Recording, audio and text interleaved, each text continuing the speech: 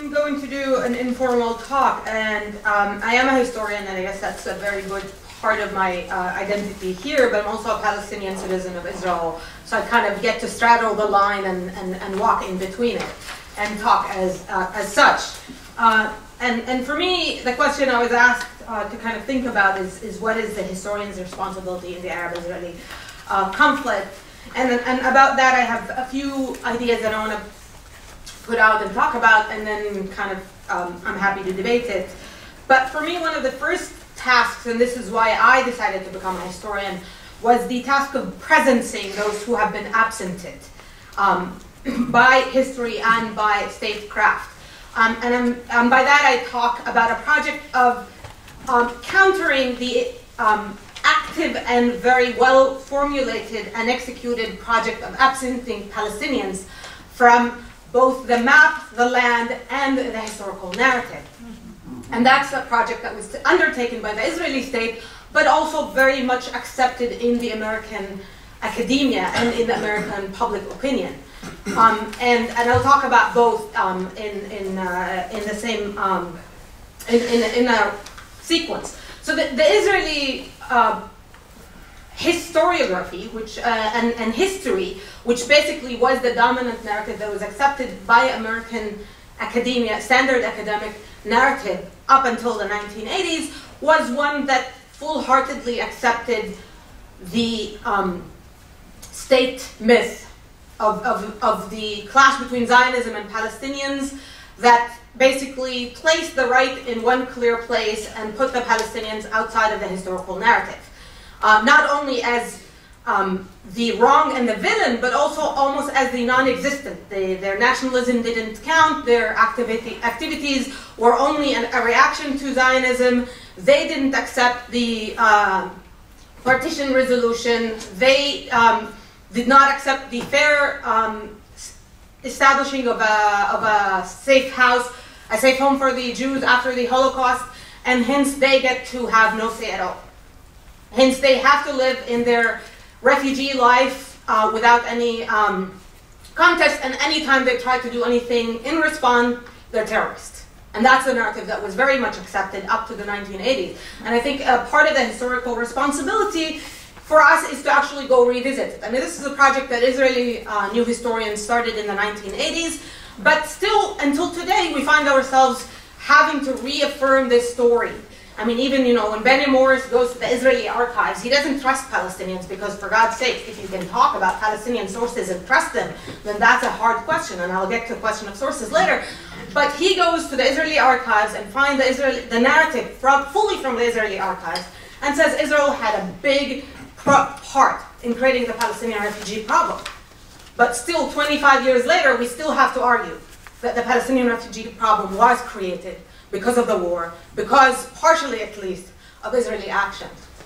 And I think a historian's job is to actually kind of bring this into question and say, you know what, it no longer is a part of a discussion of whether it happened or not. We can talk maybe about extent, but we have to admit that there's a refugee problem and what that comes with it. So that's a part of the presencing, or the counter-absencing project that I think we are responsible for. But then in the second level, and here I speak particularly as a member of the American academia, is to work within the American academia and within the American public to counter the effects of these. Christensen and McAllister both show how in the 60s and 70s the Palestinians come to be marginalized and villainized in the American public opinion and in the American administration. And I think a part of our work has to be to kind of undo that, kind of elaborate how it was done, but also undo that and insert the Palestinians into this discussion.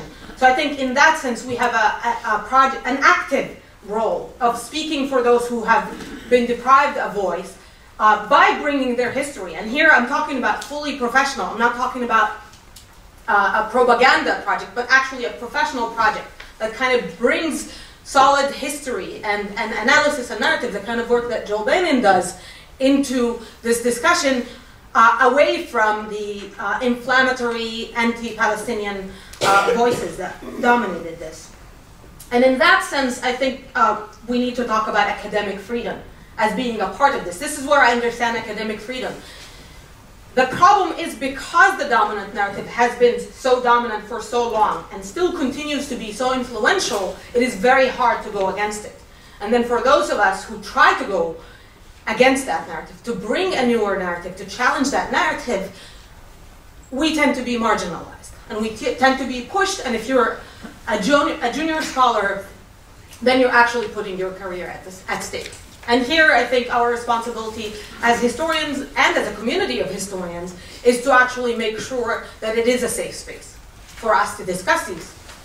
And yes, I agree with those who are going to argue that all positions deserve to be protected by the academic freedom, and I fully support that. I think every position should be protected, but I also think that empirically we know that certain positions are more protected than others. And if you want to think about, for instance, Columbia University and Nadia Abu-Haj, who was attacked through her tenure process because of her academic work. And I'm talking solely on academic work based.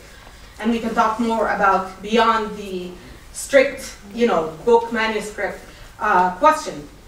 The second task that I see historians' responsibility in is actually highlighting comparative history.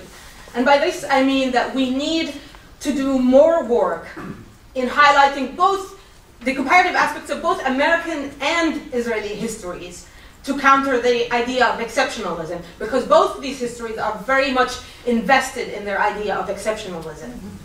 And because of that, every time you want to talk about Israel-Palestine, it is Israel as the exception. It's the state that was created as the redemption of Jews after the Holocaust, and hence it's a special case.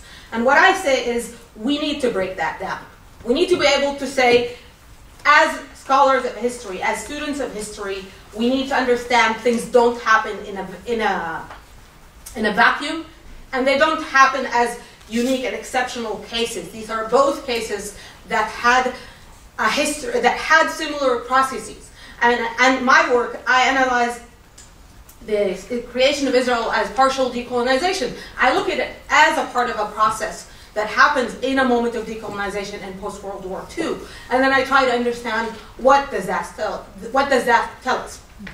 And more specifically, I look at settler colonialism in this moment of decolonization and try to ask a question of how does analyzing this case as a settler colonial setting and a partial decolonization help us understand these processes.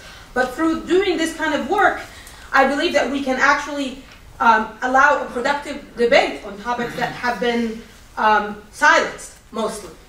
So I think it is really important to try to bring these kind of comparative angles and try to understand from them. Another point that I think is really important, and in this case I don't have particularly answers, but I think it's a case that should be addressed and thought about how can we as a collective work on that, is the question of accessibility and sources. And here I'm thinking about two things.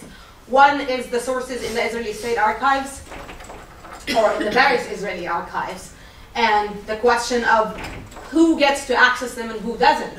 And here I think it's very important to acknowledge that I'm a citizen of Israel. In a sense, I am privileged because I actually have a legal right to go to the archive. What I get in the archive is a different question, and it's a different layer of how the answer is.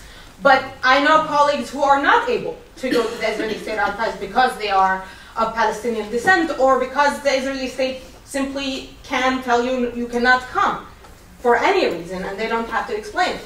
So there's a question of access to the archives that we as historians have to think about. Who gets the access to the archive, in a way, sets the narrative, right? If only certain voices can get access to the full archives or to certain archives, then the narrative is set through that. And I think we have, as historians, have a responsibility to try to think of how do we break that. Then the second part of the question is the Palestinian sources, and how do we tackle that problem, or lack of Palestinian archive, and the fact that a part of it, at least, is controlled by the Israeli state, and again, that kind of brings a question of access. So these are questions I would like to kind of have us think about in thinking about historians' role. Rusty had posed a question, and one of the questions she posed in the email to the group was, is Israel a special case? And because I'm someone who actually is very invested in comparative project, I want to say no, very clearly not. Israel is not a specific case, and just as I believe that historians had a role in the Korea War and the Vietnam War and the anti-apartheid movement, they have a role in this kind of struggle as well, and influencing this debate as well. But I do want to say at the same time that the US is one of the main backers of Israeli policies, financially and militarily. And because of that, American citizens in general and American academia in particular bear a specific responsibility in this particular context. So having said that, the question is, what do we do? So I brought up the issue of archives, and I think there is a need for a discussion of how do we overcome archives, and I personally have the dream of a digital Palestine archive, but you know, someone can help me pick that up. But other than that, I think we should talk about education, and in this I'm talking about classrooms, because eventually we do have access to a lot of the younger minds who hopefully will go on to shape the world, or most probably just go get a job and never do anything with it, but still, it's worth a try. But also I think one thing we overall fail in is reaching out beyond our little nice ivory towers. I mean, we have very productive discussions in AHA and in MESA, but then our voices are barely ever heard outside that. And I know a part of, coming from Middle Eastern studies, I know there's a big aversion to any participation in media debates, for instance, because the media is biased and they're going to take it out of context and all these kinds of things.